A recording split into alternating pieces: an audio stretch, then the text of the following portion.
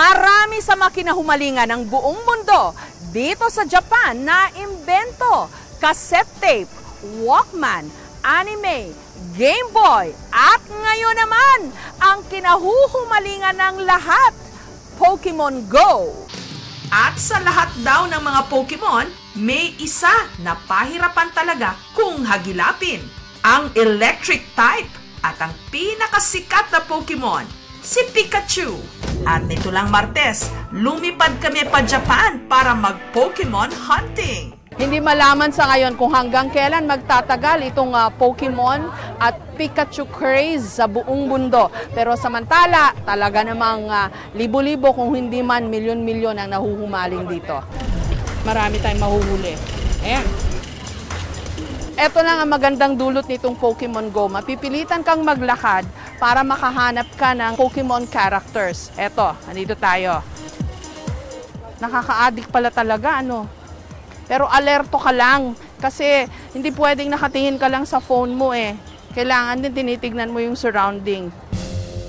Asan ba kayong mga Pikachu character kayo, ha? Nakahuli ako. Dito sa Yokohama, Japan, mahahanap daw ang mga maiilap na Pikachu. Sakto raw ito sa launch ng Pokemon app sa Asia. Maswerte pong eksklusibong naimbitahan ang kapuso mo, Jessica Soho. Why is there an event called Pikachu Outbreak?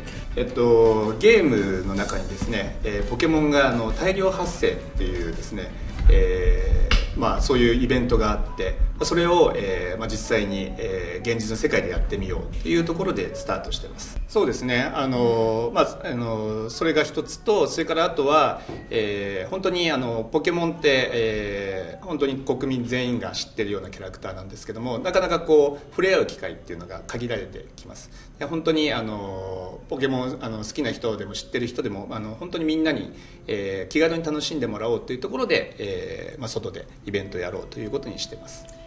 Ang tema ng selebrasyon ngayong taon, Summer Splash. Pikachu Outbreak ang tawag sa event na ito at nataon ito sa isang holiday dito sa Japan. Kaya inaasahang hindi bababa ng 1,000,000 tao ang narito. At sa mga nagtatanong bakit sa daan-daang mga karakter ng Pokemon, si Pikachu lang ang may event na ganito. Obvious ba? Dahil siya ang bida.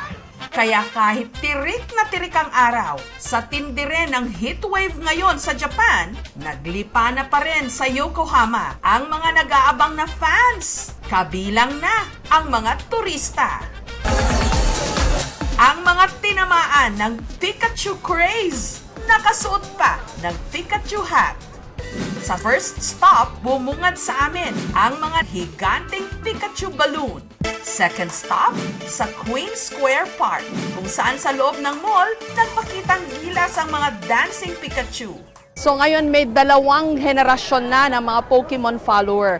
Yung mga mommy at daddy ngayon na dati napapanood lang ang Pokemon sa TV, na ngayon kasama ang kanilang mga anak na Pokemon follower na rin, na si Pokemon hindi lang napapanood sa TV, pero meron na ring app sa mga cellphone na nalalaro via augmented reality. Talagang mahigpit ang kapit ng Pokemon sa mga bata noon at sa mga bata ngayon. Dito naman sa Nippon Maru Memorial Park, bubungad ang malaking barkong ito kung saan magaganap ang Stomp Show o Tap Dance ni Pikachu. Ang tatlong higanting Pikachu na ito, naka-sailor costume pa. Pikachu! Aloha! Boom! Hey! Hola! Ciao! Aloha! Hola! Ciao! Game na game silang nakipag-shake hands. Pwede pang yakapin. Hindi rin nagpahuli ang Sailor Pikachu na ito. Nagpakitang gilas sa harap ng aming kamera. Pikachu 船長とお写真が撮れるのはこちら日本丸です。この後ぜひ Intense ang Pikachu mania rito.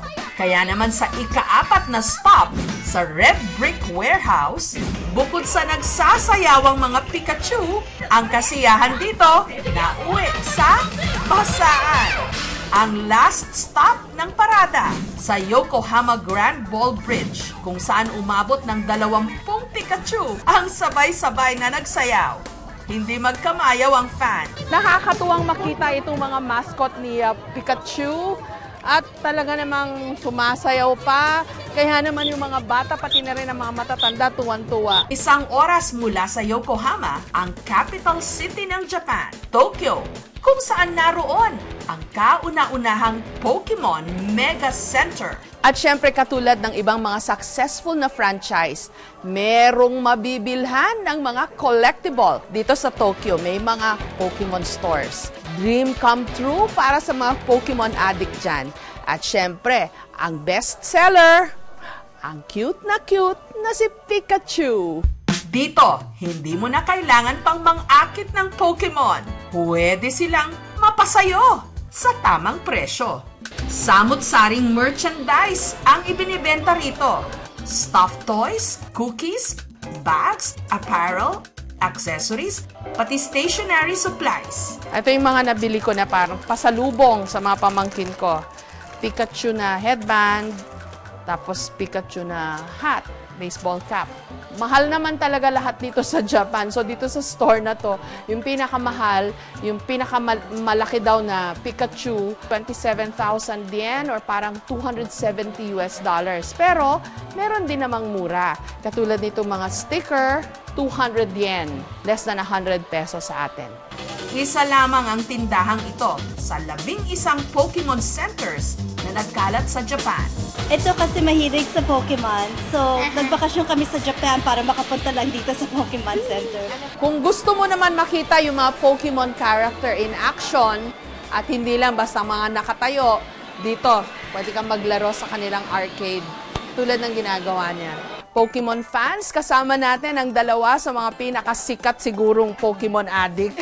Si Alodia Goseng Fiao and si Lauren Uy. Hindi lang sila into fashion or costume playing. They're also very much into these Pikachu characters. Para silang mga batang pinakawalan sa isang toy o candy store. Habang panay ang pagbe-video blog. What is it about these characters na kinahuhumalingan ng mga katulad mo? Aside from the fact na makukulay sila, tsaka cute talaga sila, it's the memories para sa akin yung pinaka-importante kasi naalala mo lahat. Tapos ngayon na nasa cellphone na siya, syempre lahat ng tao may hawak ng cellphone. So feeling ko nagkakagulo sila kasi naalala nila lahat ng mga memories nila nung bata pa sila. Aminado si Lorene, secret mission daw niyang maging Pokemon trainer sa game app na Pokemon Go.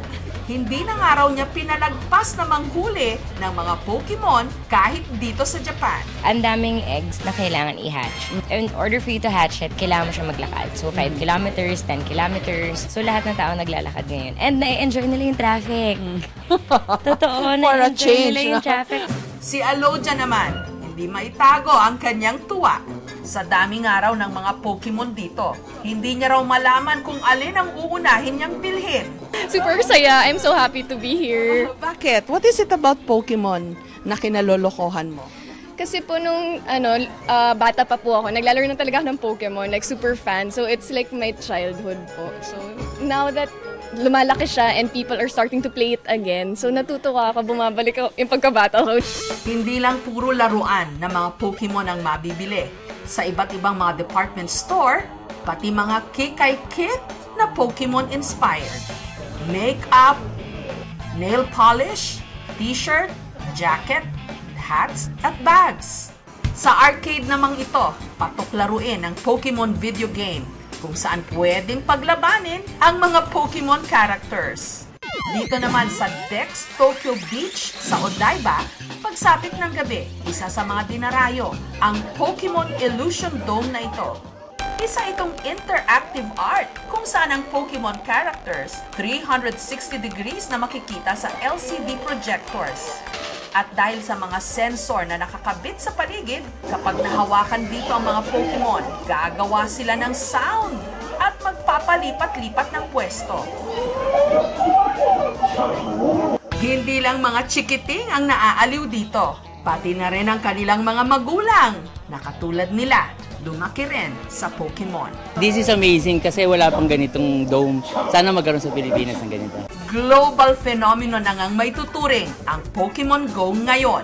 Dahil dito, muling nagka-interes ang lahat sa mga cute na Pokemon characters. Kaya ang habol ngayon ng buong mundo, hulihin silang lahat. Gotta catch them all!